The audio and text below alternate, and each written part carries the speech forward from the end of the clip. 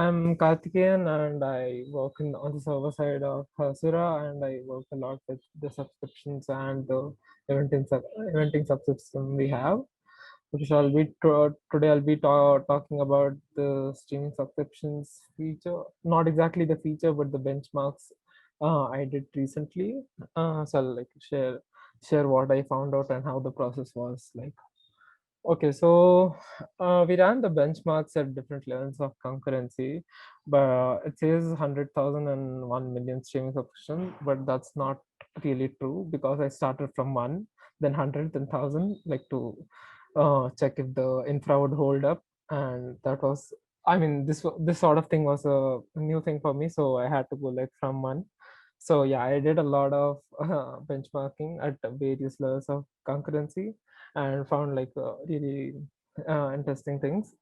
Okay, so the tools and the infrastructure I use to run the benchmark. So at Hasura, we have this wonderful benchmarking tool, which can be used, which is the GraphQL. It is called the GraphQL bench, where you can give like any, you could give like any query or subscription, and it will like, you could specify the number of requests you want to make, the number at the frequency you specify. So it is like an amazing tool. Okay, and then we use AWS quite a lot.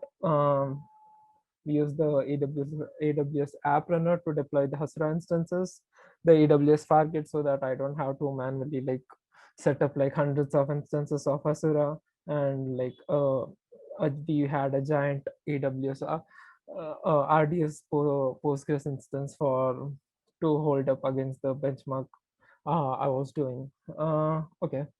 So the benchmark I did was, so I had a messages table, and every second there were like 10K messages being written to the table, and then the using the GraphQL bench, I started as a streaming subscription for a user, uh, with a random starting point, with a the streaming subscriptions was streaming on the ID value, and so the tool has a feature where you could like randomly generate a ID, and the streaming subscription started from there. So this was how the so and this also had authorization. So it's not just that we took a very optimal query which we know would do well, good, but we took a query which had authorization which looked like resemble real world use cases.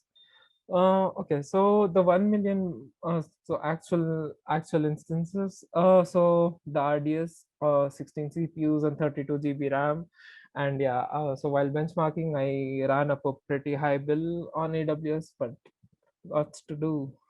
Okay, and then I had 100 in 100 instances running in Fargate, and then 100 instances.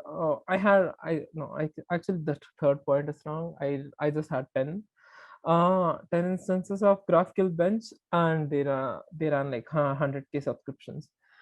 So this was the infra setup.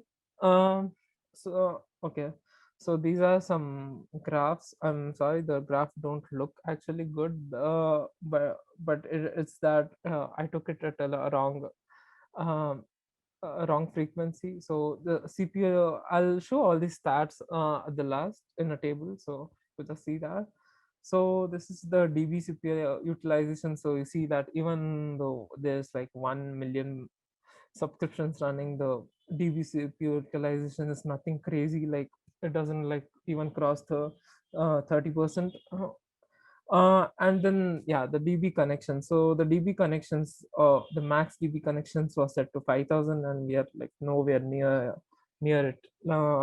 Running 1 million benchmarks, 1 million subscriptions. So if you wanted to see the numbers, so these are the numbers. So from the previous graph, you could see that we these there are about 2768 DB connections, which means that per DB connections there are like it handles to 361 subscribers. So it's like pretty cool.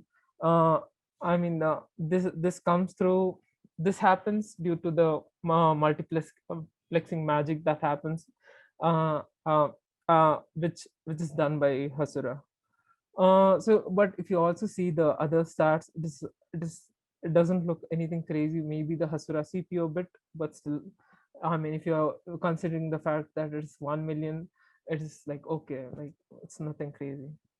Okay, so that's all from my side. I'll be happy to answer any questions that you may have.